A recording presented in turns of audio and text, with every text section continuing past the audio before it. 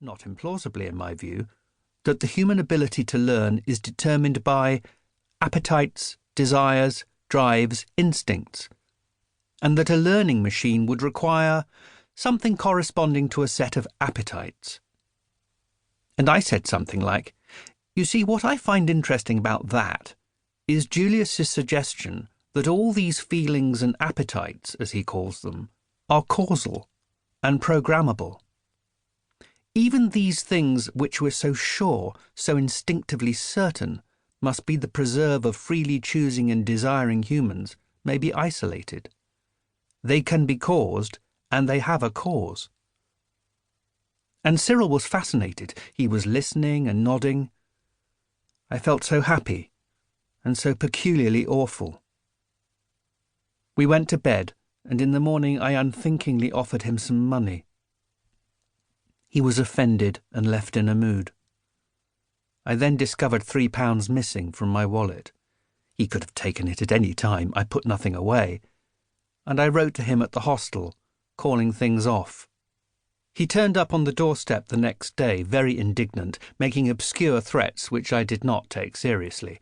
He mentioned an unlikely-sounding suit hire debt, for £3, of course, and some other outstanding sums, and then ended up asking for another £7, which I reluctantly gave him. A week later, I returned home from the university to find my house broken into. Not much taken, £10 from a drawer, some silver plate. I reported the break-in.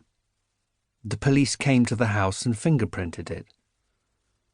I also consulted a solicitor in confidence about the possibility of Cyril blackmailing me, and on his advice again wrote to the boy, breaking things off. Cyril subsequently appeared at my house as before, and this time the threats were not obscure but explicit. He would go to the police, and it would come out about the professor and his chums. We had a row. I mentioned the burglary, and he calmed down and kissed me for the first time, and said that he knew who might have done it, his mate from the Navy. He admitted having boasted of his friendship with me, and I was foolishly flattered. Cyril stayed the night, and I went to the police station in the morning with some information about the likely culprit, and a rather shoddy story about how I'd come by it. The fingerprints, meanwhile, clearly identified Cyril's naval friend, who already had a criminal record and needed little prompting to blab about Cyril's business with me.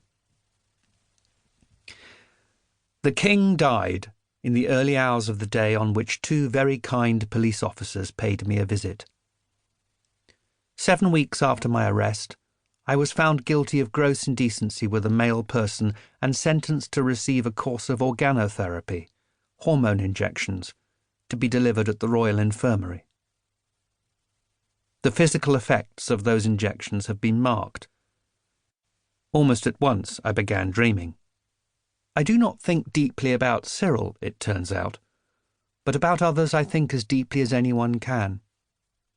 Things seem to be sadly lost, put to bed, left on top of golden summits in the past, trailing away until we see what the lines of event and memory have traced, a plane, a loop that encloses all loss, has no beginning and no end.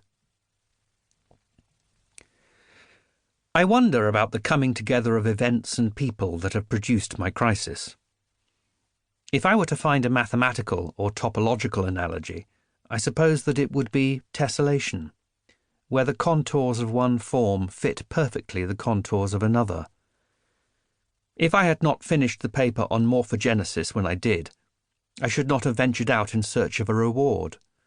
If I had not had the upbringing I did have, I should not have thought of sexual relations as a candidate for reward.